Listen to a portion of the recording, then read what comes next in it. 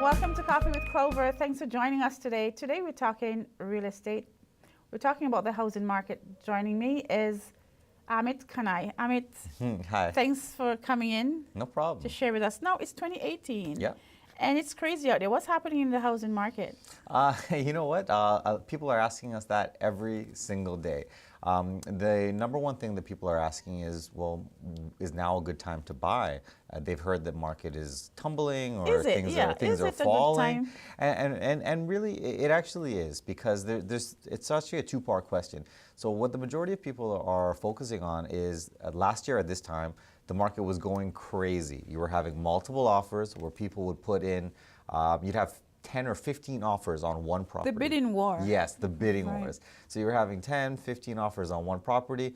People were going into offers and the house was selling over $100,000 over, $150,000 over.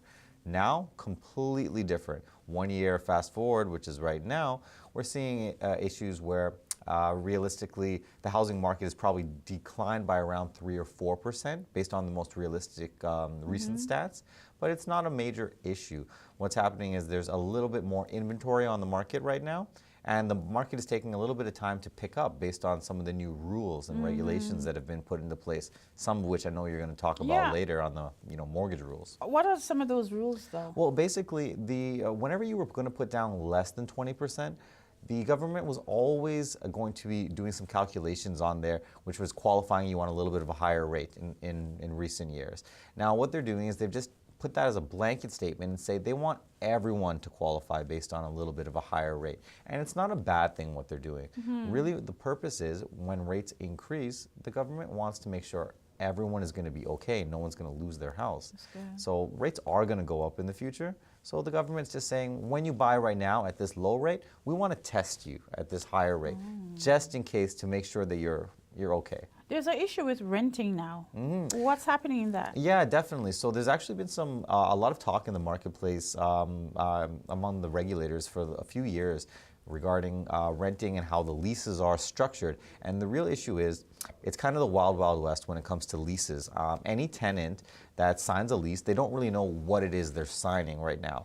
The landlord puts a bunch of things on there that you have to cut the grass, shovel the snow, change all the light bulbs, replace the stove. If you break something, you've got to pay 50% of it. These things are actually illegal, Clover. So what's happening now is the government has stepped in, or the regulators, should I say, have stepped in, and they're now saying, okay, we understand that this has been going on for a long time, but now we, as the regulators, want to put a nice, clean lease in place, and it's going to show the tenants, they have the power too. They don't just have to sign anything that the landlord puts in front of them. Protection for the tenants. It definitely is, because the landlords, they don't often need too much protection. They have a lot of, they know the knowledge, and they have their agents and whatnot.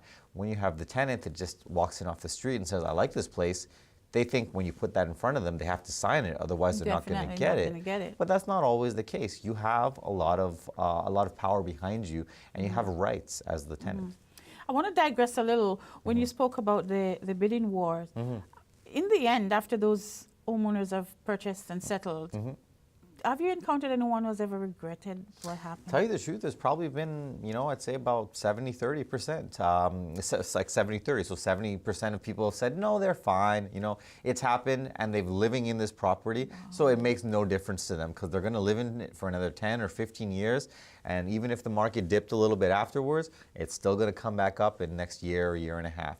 There has been roughly, I can't even put a stat on it, but there have been clients that have paid such outrageous prices that they definitely regret it. And what it really is when you've gotten into a situation, I'll give you an example. One deal I went into last year, it was January or February.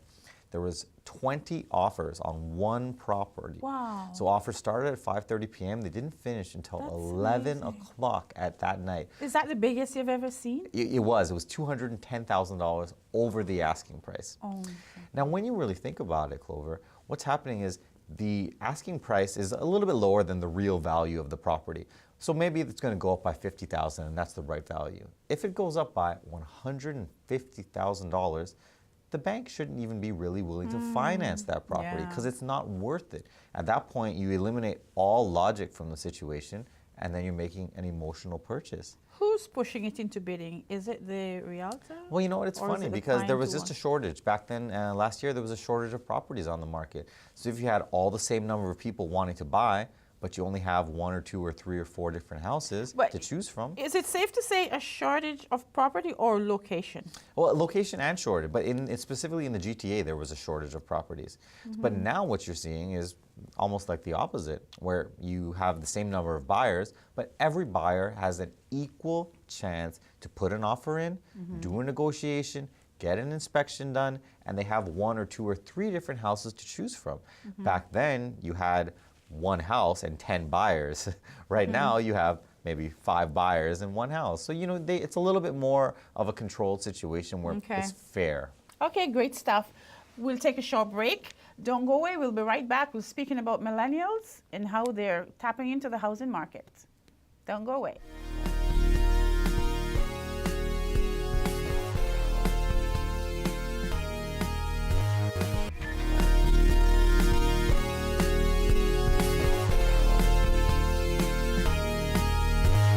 Welcome back to Coffee with Clover. We're speaking with Amit Khani from the Bridget team, Remax. Amit, but then we have the millennials we have to think about. How are they tapping into the housing market? Well, you know what? It's actually very, it's interesting that you mentioned that because the majority of millennials, they're actually just still living at home. Wow. So it's not a good thing or a bad thing. It's just the circumstances. Current real estate prices have gone up to such a high price that, you know, even a 1-bedroom condo, out Mississauga, Brampton, Square One, wherever it is you're looking at, outside of the city is still fairly costly. So if you're looking at $350,000 for the purchase, a lot of the millennials or people of that generation, they may not have all of the funds saved up for the down payment. As yet. As yet, Okay. yeah. So there's so a lot of them are either doing one thing where they're staying at home, living with parents and saving. Many of them that are forced to, they're just decided to jump into the rental market. And there's a third category as well. Now the third category is very interesting because what's happening is you're getting the parents of these millennials, so in the age of 50 to 65, whatever, they're lending them the down payment money that's required for their new purchase. Is that good or bad? You know what? Well, here's the thing. Property prices that their parents, when they purchased, were at such a low value, and they've increased by 2 or 3 or 4-fold, that a lot of this money is not money that the parents need. They've more or less of them, many of them, have paid off for these properties altogether. So they're sitting in a home that's worth $3 or $4 or Paying $5. only taxes. They're worth $700,000-$800,000, and they're just paying their taxes, and many of them retiring. So what's happening now? They take a little equity out and help out the millennials, or help out their son or daughter. Then they make their purchase. Really, what's happening is the banks say they're completely fine with it because the mortgage is going through the same company, and they have a handle on everyone. And what's also happening in turn is it's giving them a little bit more independence, so they're able to not be coddled so much by parents anymore. They're going out into the market and they're dealing with things on their own. So it's actually quite a good strategy, because in the long run, these parents, they've had these properties there for 10, 15, 25 years, and there's a lot of... But then, if the parents would like them to get out, if they tap into the condo market, isn't that better than going into the housing market? Well, you know what, the thing is, it's the pricing point, right? Right. So what happens is, realistically, if you're going to go with a 20% down for a condo purchase, it's going to be better than 20% down for a house purchase. So they just want them to get their feet wet. Right. So the condo they'll be able to manage.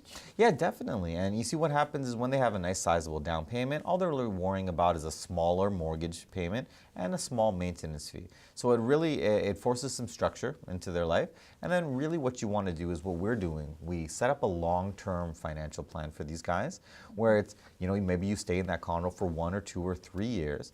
As the value increases, then you scoop some of that equity out for yourself, and then you move on to another purchase. And you don't even have to sell the condo. You end up renting it out because the tenant market is very, very strong right Okay. now.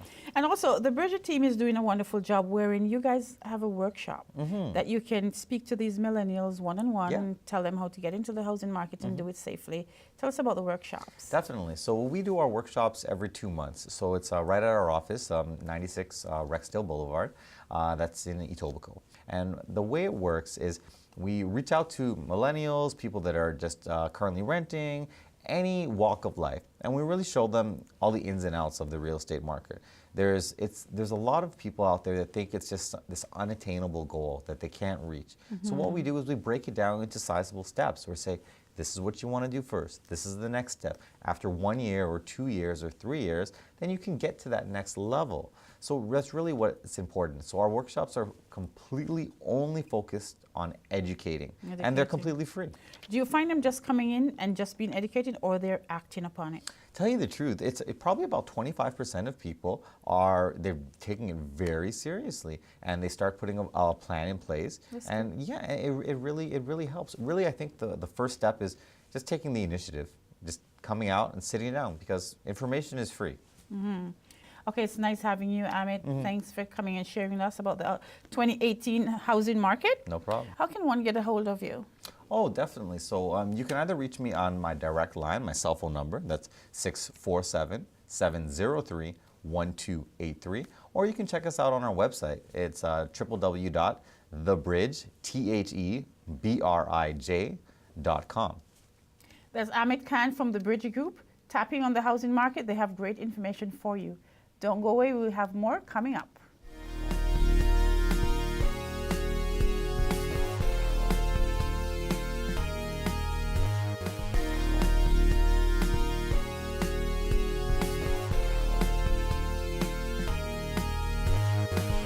Welcome back to Coffee with Clover. Our next segment, we'll be speaking to Sun. Sun, thanks for coming on the show today. Thanks for having me. Can you tell us about what you do, the Voice of Purpose? Yes, I'm an artist educator, and I have a company called Voice of Purpose. And through Voice of Purpose, I deliver purpose-driven education. And in delivering purpose-driven education, it's a way for artists to bring more meaning and depth to the work that we do with communities, whether it be with youth or other marginalized sections of society. And currently, I've been doing this work since 2005. And I've worked with a lot of different communities, a lot of different schools and community centers and organizations. How did you get started, though? Oh, I got started, I live in a community called Jane and Finch. Oh, okay. And there is a community center called Oakdale where I live. And there was a group which eventually became what is now known as Lost Lyrics. And we used hip hop as a way to engage young people in conversations about identity, about social justice. And the deeper that I went into the work, so that was, wow, like over 10 years ago. Oh, that's now, a long time, right? yeah. Because we started in 2006, 2005. And since then, I've gone through many different organizations and many different projects and things like this, and have gone to a place where I've distilled the things that worked. Right. I've been able to kind of take the things along with me that have shown me what it means to truly use the arts to empower young people. How did the young people adapt to what you were giving to them? They were very responsive and much more engaged. There's a lot of conversations about, currently in the school board, about equity and inclusion and well-being. And these things are really important things for us to consider when we're working with young people. And so purpose-driven education is a pedagogy that I've developed for artist educators to be able to do the work on a deeper level. So there's 4 core components to purpose-driven education. The first is working with identity and purpose. So who are you? Why are you here? What is your calling? And who lays behind the mask, Definitely. right? So that you understand who you are. the second element is social justice and equity. So understanding that you as an individual, you have your own personal calling, you have your own personal identity, but that doesn't exist within a bubble. Right. There is a larger social context, there's a larger social history, there's a legacy of oppression and colonization and all of these things that have happened over time that create the world that we are in. So in order for us to truly understand not just who we are and what we feel called to, but the context of the world that we around are, it that caused you to be the way you are. So that's a second element. A third element is well-being and healing, because the truth is that we live in a toxic world. We live in a world that has been created out of violence and oppression, and in order for us to truly make a difference in creating a better future, it requires us to heal. It requires us to think about our own well-being. It requires us to develop new skills of how to take better care of ourselves, our children, our communities. And so that's included in the third element, which is in well-being. The fourth is the arts and creativity, because that is where the new is birthed. When you have creativity, you can innovate new things. Definitely. You can make new things possible that never existed before. And so it's coming from the grounding of understanding who you are. First, right? Widening the lens to know that you are part of this much larger legacy, and having the grounding to be healthy in yourself and creating healthier choices for our communities, and using the arts and creativity to birth now something new into the world. Right. So that is purpose-driven education. It is a pedagogy in the ways that it's a frame of understanding things, but it's also methodology, because this is how we can, these are steps that you can take in your workshops, in your classrooms, when you are working with young people or old people or whoever your people are. As an artist educator, you can be working with kids, you can be working with seniors, you can be working with people with disabilities. So you're doing all age groups right now? Myself, I have been focused mainly on youth, but because I've been doing this work for a long time, I feel like I'm being called now to the next stage to train other artist educators to do the work, right? So now what I'm focused on is actually by summertime, I'm going to be stepping away from doing the hands-on work with the kids and teaching other people how to do that. So, has it surprised you how receptive they are of what you're doing? Yeah, it has actually. Some of the teachers that I've worked with long-term, they say to me over and over, they're like, wow, I can't believe how deep you got them to speak about themselves. It's actually a gift, right? It's a gift that you have. It's a gift that I receive from them, you know, when they open themselves to me and they're so authentic and honest with me. But yes, it requires skill to create that space, to build that trust. You know, I remember one of the teachers this year saying to me, I have never seen my kids as engaged. I have never seen them like that. So you're a big influence on these children in that community. Over time, yes, and yes, of course, yes, you are. Yeah, it's been many years of that, hundreds of kids, thousands of kids, right? Because I go to schools not just here, but you know, across Ontario. I've also worked in Alberta. I also did a class in Cairo one time, in Egypt, and so the work is vast, and I've done it enough times to know that it works. So this is what I'm doing next, is a program called Rebirth, which is an artist educator professional development training for artist educators that are just emerging, or for ones that have been working for some time and feel like they need a rejuvenation. Definitely. Yeah. We'll take a break. We'll take a break right now. We're speaking with Sun, artist educator. We'll be right back.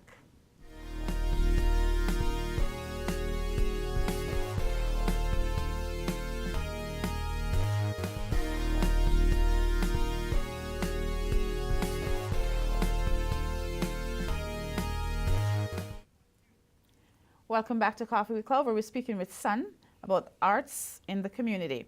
So Sun, tell me, how does the Rebirth help in the community?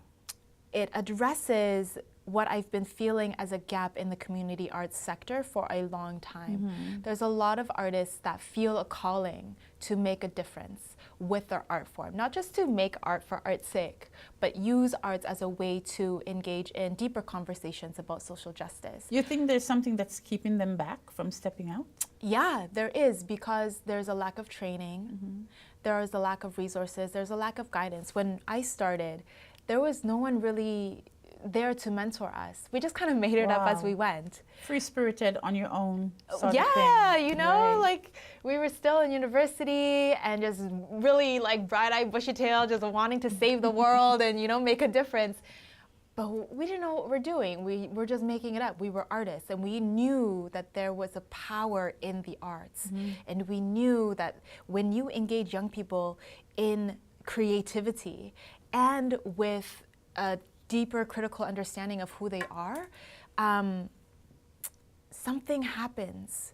And so I've been able to distill that, and will be training now other artist educators or other artists who wish to become artist educators how to do that. And the reason why it's called Rebirth is because sometimes when you're in that space of trying to figure out what it is that you want to do, or maybe you've been doing the work for some time, you get burned out. Yeah, definitely. And get bored. You get bored, or Right. you just don't really know what direction to go in. You don't really know what is the next step.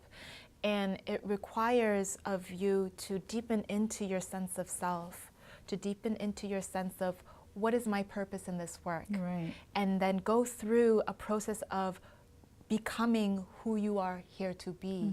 And sometimes that feels like you're being born into a new person. And so that's why it's called Rebirth, because I'm interested in taking people who feel like they are in a transition in their lives right now. If you are feeling like you are in That's transition. like teenagers not knowing where to go, what to do. Not even just teenagers, but you could be an adult and you feel like you're at an impasse in your career choice right Definitely. now. Or maybe you're an artist educator and you've been doing the work, but you feel burned out and it doesn't feel meaningful anymore. And you need to reground in finding a new direction or some kind of purpose that feels invigorating to you. Right. So that's who I'm wanting to bring forward and invite to join me in this training.